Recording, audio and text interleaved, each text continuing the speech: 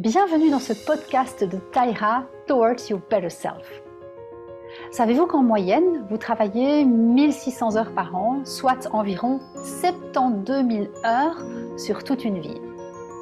Eh bien, mon rêve, c'est que la plus grande partie de ces 72 000 heures soit stimulante, que vous les passiez à contribuer à un métier qui fait du sens pour vous et que vous continuiez à vous amuser et à vous développer. Ce rêve, j'en ai fait mon métier. Et ce podcast est donc destiné à toutes les personnes qui, comme vous, veulent créer une vie professionnelle épanouissante pour eux-mêmes ou pour leurs équipes. Je m'appelle Christelle Deblon et chaque mois, je vous parle de motivation ou de croyances limitantes. Je vous partage des expériences personnelles ou des études scientifiques. Je vous invite à réfléchir et surtout, je vous donne des conseils pratiques pour être chaque jour mieux dans votre métier, pour être une meilleure version de vous-même. Vous êtes prêts? Alors accrochez vos ceintures, c'est parti!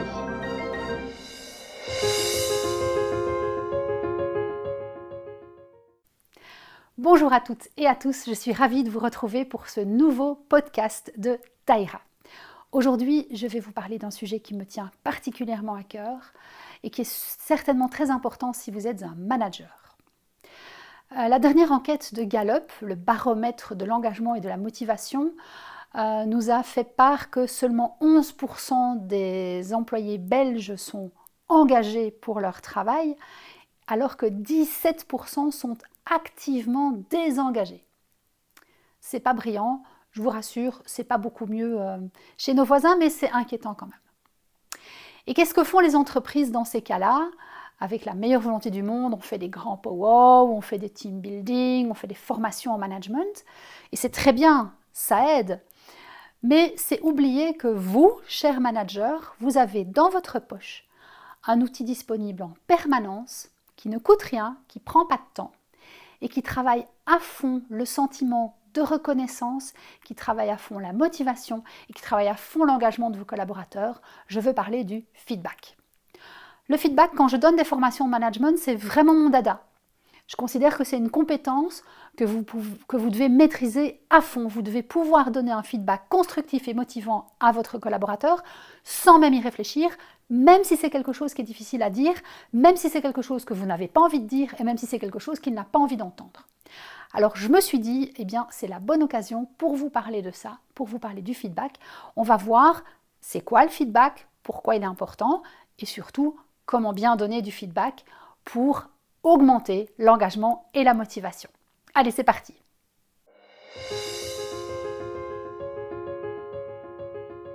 Alors, avant toute chose, on va en apprendre un tout petit peu plus sur le feedback et je vais juste vous citer 2-3 chiffres. Je suis tombée sur une étude de Office Vibe qui signale que 58% des managers interrogés estiment donner assez de feedback et dans la même étude, 65% des collaborateurs disent ne pas en recevoir assez. Ça correspond à ce que moi je vis sur le terrain. Très sincèrement, j'entends beaucoup les managers dire si, moi j'en donne beaucoup de feedback et puis dans le même temps les collaborateurs qui disent bon, donc où est-ce qu'ils passent? Ce serait une question à se poser. Dans le même temps, une étude de la très sérieuse Harvard Business Review dit que 72% des collaborateurs pensent qu'ils seraient plus performants s'ils en avaient plus souvent du feedback. Alors, dans le monde d'aujourd'hui où on cherche à avoir des collaborateurs plus engagés, plus performants, un outil qui ne nous coûte rien, qui ne nous coûte pas de temps, faut y aller, il faut se jeter à l'eau. Alors, pour comprendre un petit peu mieux ce que c'est le feedback et certainement pourquoi on dit que le feedback est un cadeau, on va utiliser la fenêtre de Johari.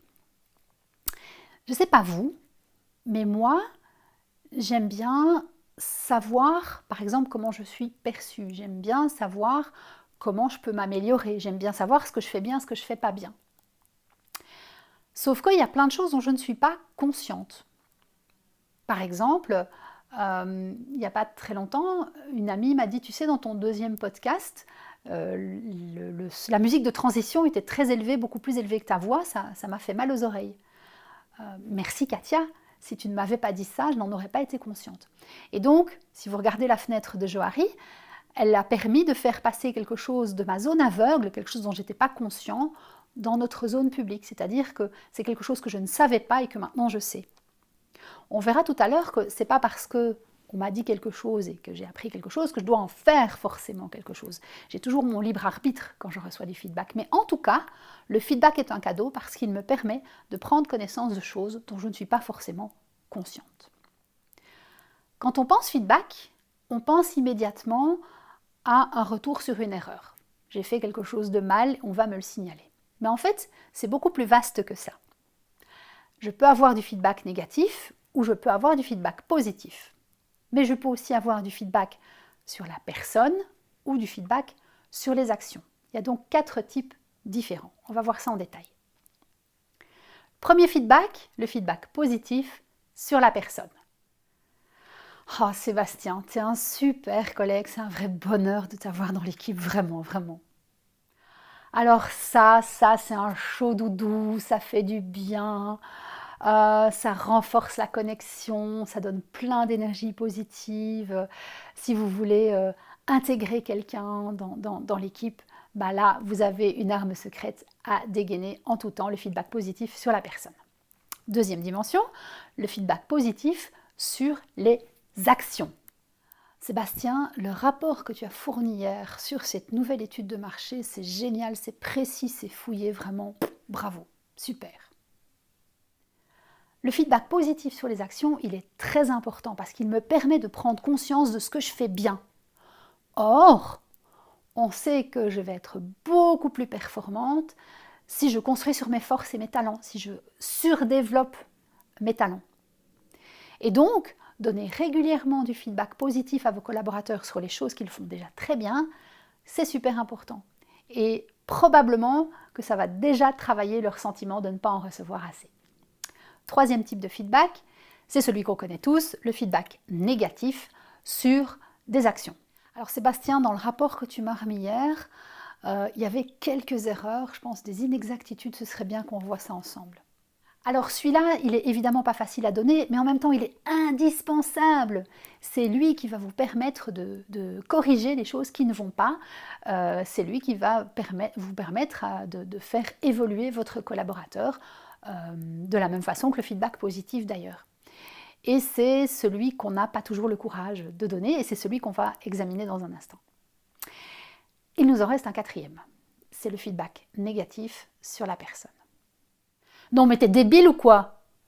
Alors celui-là, c'est le gros sens interdit. On n'y va pas. D'ailleurs, c'est même pas un feedback, c'est un jugement.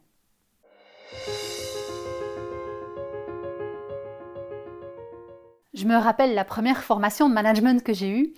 À l'époque, on m'a dit, il faut utiliser la technique du sandwich. Donc si tu as un feedback négatif à dire, tu le cales entre 2 éléments positifs.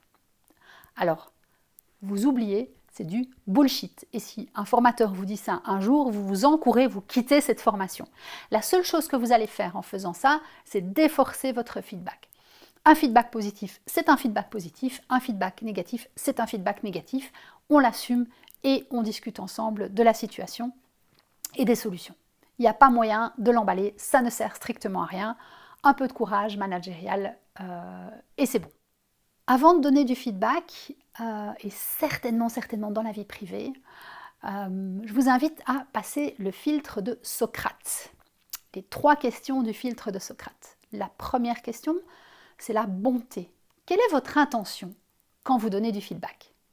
Ah, il m'a fait remarquer la semaine passée qu'il y avait une erreur dans mon rapport, mais tiens, je viens de tomber sur une erreur dans le sien, je vais lui dire, tiens, ça va lui faire les pieds. Non. La deuxième question, c'est la question de la vérité. Est-ce que vous avez des exemples et des faits concrets que vous pouvez partager avec la personne pour illustrer ce que vous êtes en train de lui dire?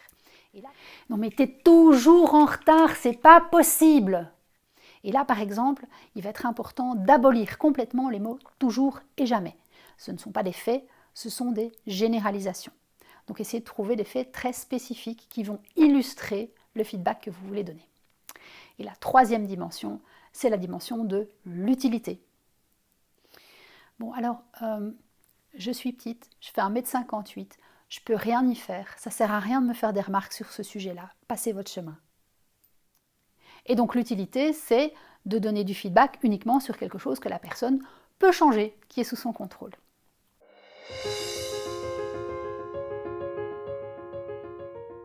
Concrètement, comment on fait? 4 étapes. La première étape, elle est importante, c'est une petite question qui va ouvrir les oreilles de la personne.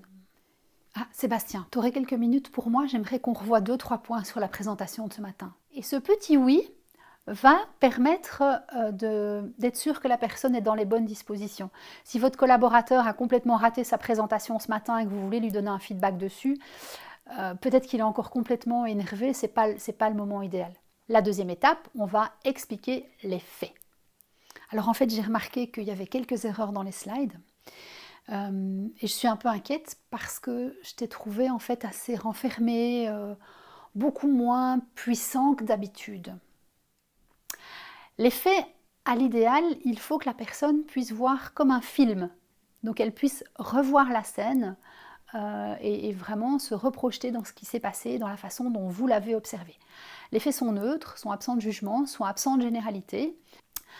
Une fois qu'on a donné les faits, l'étape suivante, la troisième, c'est l'impact. Et donc du coup, la présentation qui était importante a eu, je trouve, moins d'impact. Tu aurais pu être beaucoup plus percutant et je pense que les messages ne sont pas complètement passés auprès des participants à la réunion. Alors la troisième étape, c'est d'expliquer à la personne l'impact que les faits ont eu, soit sur elle, soit sur vous, soit sur la relation, soit sur la situation. Un collaborateur qui a fait une erreur auprès d'un client, il y a aussi un impact sur l'image que le client a du collaborateur et aussi l'image que le client peut avoir sur l'entreprise. Donc c'est important que la personne en prenne conscience. Et donc voilà, je voulais avec toi voir ce qui s'est passé, comprendre et voir comment on peut corriger les choses. Et la dernière étape, c'est d'engager la discussion. Donc c'est de trouver une question d'ouverture qui va permettre d'engager la discussion. Parce que ce qui s'est passé, vous n'avez pas tous les tenants et les aboutissants. Donc si votre collaborateur a donné une mauvaise présentation, ça ne sert à rien de lui dire « je vais t'envoyer dans une formation de présentation ». Peut-être qu'il avait juste mal au ventre ou passé une mauvaise matinée ou une mauvaise nuit, on n'en sait rien. Et donc c'est dans le dialogue avec la personne que vous allez pouvoir trouver les causes de la situation et trouver les solutions ensemble. Et c'est aussi comme ça que vous allez créer du buy-in du collaborateur pour la solution parce que vous aurez co-construit la solution tous ensemble. Je le disais en introduction, pouvoir donner du feedback, c'est vraiment une compétence clé pour les managers. C'est quelque chose, ça doit sortir comme ça, sans y réfléchir. Le petit oui, l'effet, l'impact, et puis on enchaîne sur une discussion de solution. C'est comme ça que vous allez développer vos collaborateurs et c'est comme ça qu'eux vont contribuer aux résultats de votre équipe et donc à vos résultats. Donc, développer cette compétence, s'il vous plaît, elle est vraiment importante, elle est vitale pour le manager.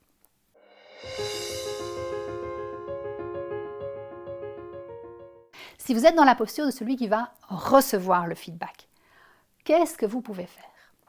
La première chose à faire, même si c'est fait maladroitement, c'est de laisser de côté votre énervement, vos jugements. Évidemment, ça ne va pas être potentiellement toujours agréable. Sachez que c'est peut-être difficile pour l'autre personne aussi. Et donc, la première posture, c'est vraiment une posture d'écoute. Je ne vais pas interrompre la personne. Je vais simplement écouter, la laisser jusqu'au bout, lui laisser dire ce qu'elle a à me dire. La deuxième posture, c'est une posture de curiosité. Tiens, qu'est-ce qui te fait dire ça? Qu'as-tu observé? Peux-tu m'en dire plus? Qu'est-ce que tu aurais fait à ma place? Qu'est-ce que tu pourrais me suggérer? Troisièmement, on va dire merci d'avoir partagé ça avec moi. Et puis ça se termine là. Après, sauf évidemment dans une relation managériale, mais après c'est à vous de décider ce que vous en faites. Si vous me dites que vous n'aimez pas mon chemisier, c'est encore à moi de décider si j'ai envie de continuer à le mettre ou pas. D'accord ? Mais simplement en utilisant cette posture d'écoute, de curiosité, remercier et puis décider, eh bien vous allez aussi apprendre à recevoir le feedback tel qu'il est, c'est-à-dire comme un vrai cadeau. Dernière chose, vous pouvez aussi demander du feedback. En ce qui me concerne, quand j'ai lancé mes premiers podcasts, j'ai demandé à plusieurs personnes à qui je faisais confiance, tiens, qu'est-ce que tu en penses? Mais je n'ai pas simplement demandé, qu'est-ce que tu en penses? Et c'est là où vous pouvez aller un pas plus loin en fait. Qu'est-ce que tu penses du rythme? Est-ce que le contenu te semble intéressant? Qu'est-ce que tu penses de la dynamique? Est-ce que c'était suffisamment intéressant, etc. Et en fait, en formulant cette question comme ça de manière très précise, certainement quand vous développez une nouvelle compétence, vous allez faciliter le travail de votre collègue.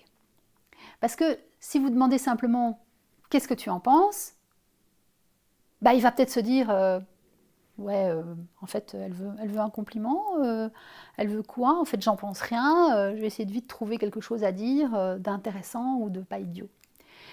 Donc, en spécifiant vraiment votre demande vers qu'est-ce que tu as pensé de ceci ou de cela, eh bien, vous allez obtenir du feedback beaucoup plus riche et du feedback qui va vraiment vous permettre de progresser.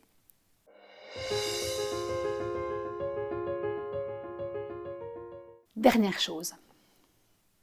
Pourquoi est-ce que c'est si difficile? Pourquoi est-ce qu'on n'est pas beaucoup plus à l'aise à donner du feedback? Moi, je pense que la première raison, c'est la peur.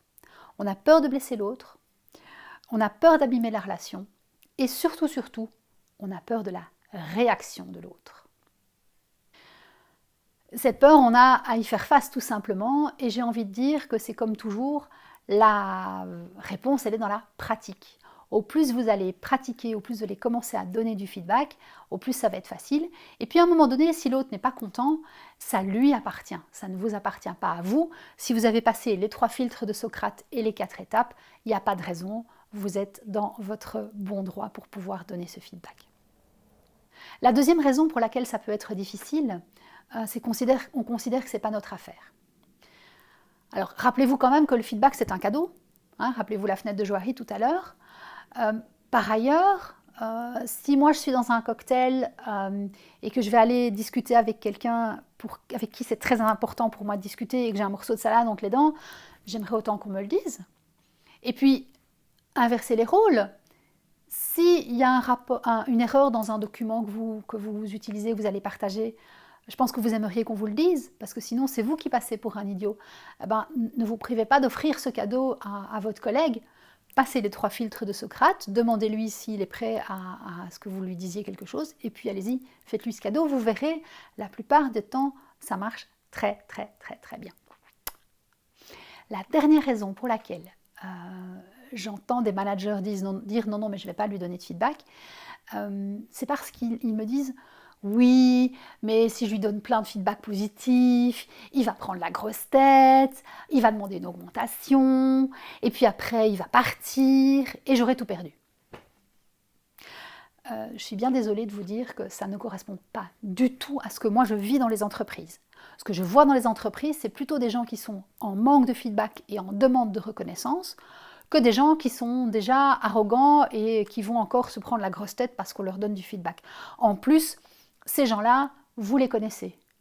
Donc, ne privez pas la majorité des gens qui ont besoin de recevoir du feedback sous prétexte que quelques-uns pourraient prendre la grosse tête parce que vous leur dites qu'ils ont bien fait leur travail. C'est un argument qui est absolument non valable en ce qui me concerne.